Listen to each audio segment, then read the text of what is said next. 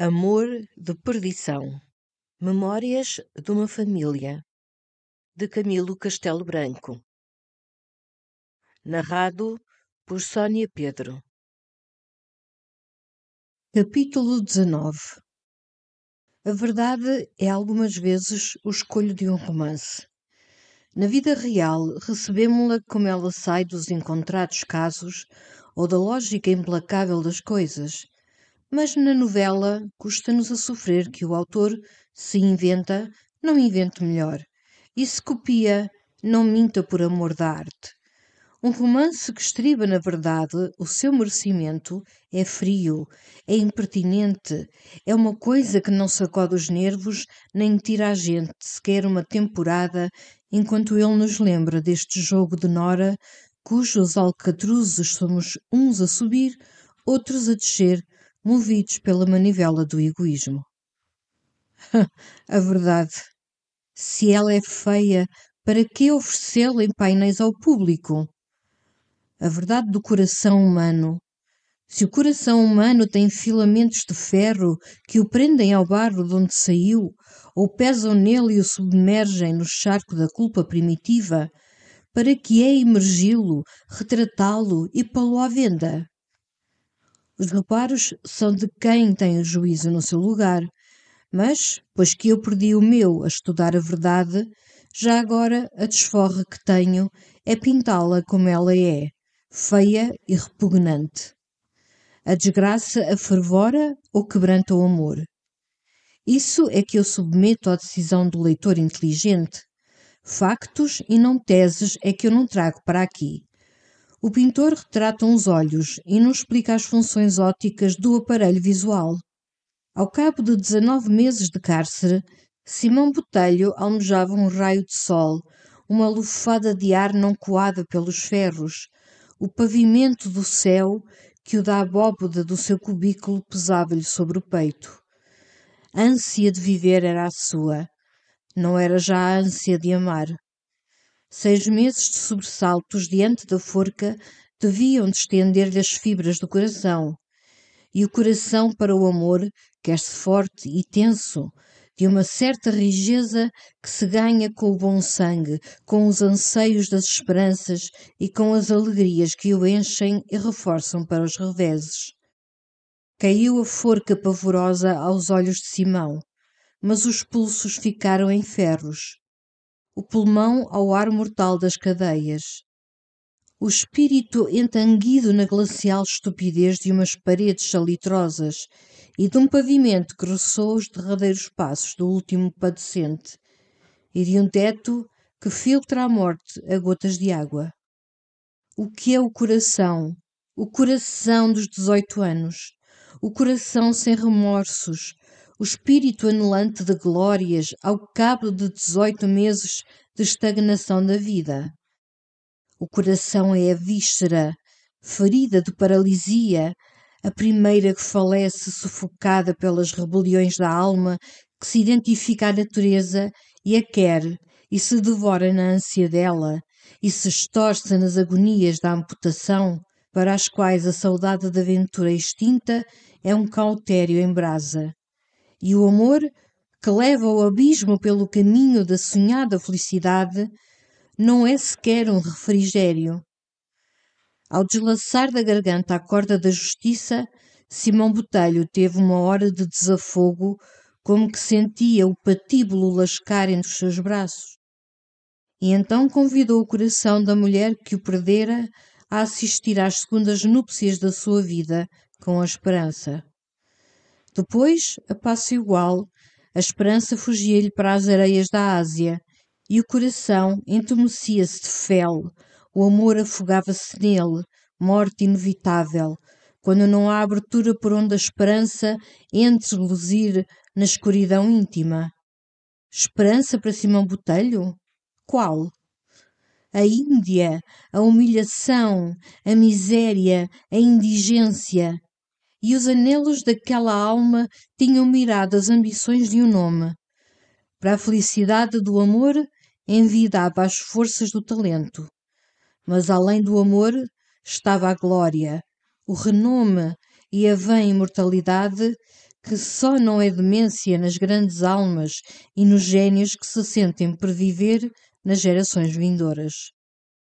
Nas grinaldas de amor a escorrerem sangue dos espinhos, essas infiltram veneno corrosivo no pensamento, apagam no seio a faísca das nobres desafoitezas, apocam a ideia que abrangera mundos e paralisam de mortal espasmo os estos do coração. Assim te sentias tu, infeliz, quando 18 meses de cárcere, com o patíbulo ou degredo na linha do teu porvir, te haviam matado o melhor da alma. A ti mesmo perguntavas pelo teu passado, e o coração, se ousava responder, retraía-se, recriminado pelos ditames da razão. E além daquele convento onde outra existência agonizava, gementes queixas te vinham espremer fel na chaga, e tu, que não sabias nem podias consolar, pedias palavras ao anjo da compaixão para ela e recebias as do demónio do desespero para ti. Os 10 anos de ferros em que lhe quiseram minorar a pena eram-lhe mais horrorosos que o patíbulo, e aceitá-los-ia, porventura, se amasse o céu, onde Teresa bebia o ar que nos pulmões se lhe formava em peçonha? Creio. Antes a masmorra, onde pode ouvir-se o som abafado de uma voz amiga. Antes os paroxismos de 10 anos sobre as lajes úmidas de uma enxovia, se na hora extrema, a última faísca da paixão, ao bruxulear para morrer, nos alumia o caminho do céu, por onde o anjo do amor desditoso se levantou a dar conta de si a Deus e a pedir à alma do que ficou. Teresa pedira a Simão que aceitasse 10 anos de cadeia e esperasse aí a sua redenção por ela. 10 anos, dizia-lhe a enclausurada de Monchique. Em 10 anos terá morrido meu pai e eu serei tua esposa. E irei pedir ao rei que te perdoe se não tiveres cumprido a sentença. Se vais ao degredo, para sempre te perdi. Simão, porque morrerás ou não acharás memória de mim quando voltares. Como o pobre se iludia nas horas em que as débeis forças da vida se lhe concentravam no coração. As ânsias, a lividez, o depercimento tinham voltado. O sangue que criara novo já lhe saía em golfadas com a tosse. Se por amor ou piedade o condenado aceitasse os ferrolhos 3.650 vezes, corridos sobre as suas longas noites solitárias, nem assim Teresa susteria a pedra sepulcral que a vergava de hora a hora. Não esperes nada, mártir, escrevia ele. A luta com a desgraça é inútil e eu não posso já lutar. Foi um atroz engano o nosso encontro. Não temos nada neste mundo. Caminhemos ao encontro da morte. Há um segredo que só no sepulcro se sabe. Ver-nos-emos? Vou. Abomino a pátria. Abomino a minha família. Todo este solo está aos meus olhos coberto de forcas, e quantos homens falam a minha língua, creio que os ouço vociferar as imprecações do carrasco. Em Portugal, nem a liberdade com a opulência, nem já agora a realização das esperanças que me dava o teu amor, Teresa. Esquece-te de mim e adormece no seio do nada. Eu quero morrer, mas não aqui. Apague-se a luz de meus olhos, mas a luz do céu quero-a. Quero ver o céu no meu último olhar. Não me peças que aceite 10 anos de prisão. Tu não sabes o que é a liberdade cativa 10 anos. Não compreendes a tortura dos meus 20 meses. A única voz que tenho ouvido é a da mulher piedosa que me esmola o pão de cada dia e a do aguazil que veio dar-me a sarcástica boa nova de uma graça real que me comuta o morrer instantâneo da forca pelas agonias de 10 anos de cárcere. Salva-te se podes, Teresa. Renuncia ao prestígio de um grande desgraçado. Se teu pai te chama, vai. Se tem de renascer para ti uma aurora de paz, vive para a felicidade desse dia. E se não, morre, Teresa, que a felicidade é a morte. É o desfazerem-se em pó as fibras laceradas pela dor e o esquecimento que salva das injúrias a memória dos padecentes. As palavras únicas de Teresa em resposta àquela carta significativa da turbação do infeliz foram estas: Morrerei, Simão, morrerei. Perdoa tu ao meu destino. Perdi-te. Bem sabes que sorte eu queria dar-te. E morro, porque não posso, nem poderei jamais resgatar-te. Se podes, vive. Não te peço que morras, Simão. Quero que vivas para me chorares. Consolar-te-á o meu espírito. Estou tranquila. Vejo a aurora da paz. Adeus até ao céu, Simão. Seguiram-se a esta carta muitos dias de terrível taciturnidade. Simão Botelho não respondia às perguntas de Mariana. Dilo-eis arroubado nas voluptuosas angústias do seu próprio aniquilamento. A criatura posta por Deus ao lado daqueles 18 anos tão atribulados chorava. Mas as lágrimas, se Simão as via, tiravam-no da mudez sossegada para ímpetos de aflição que afinal o extenuavam.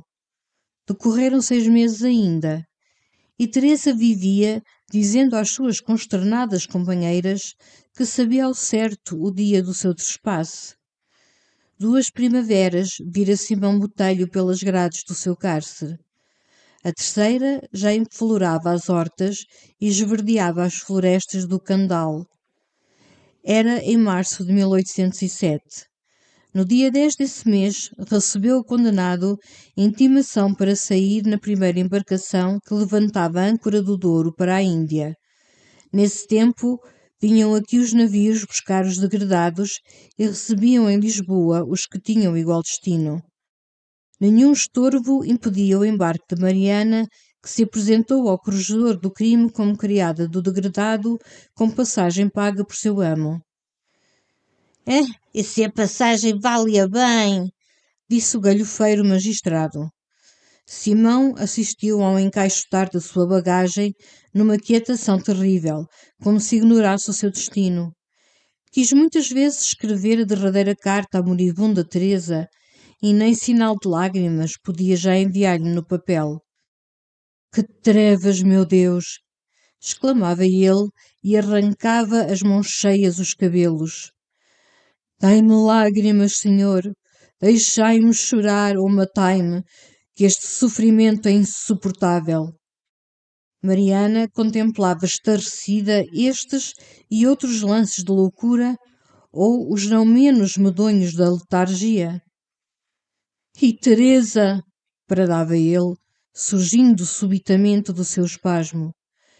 E aquela infeliz menina que eu matei, não hei de vê-la mais, nunca mais. Ninguém me levará ao degredo a notícia da sua morte. E, quando eu a chamar para que me veja morrer digno dela, quem te dirá que eu morri, ó mártir?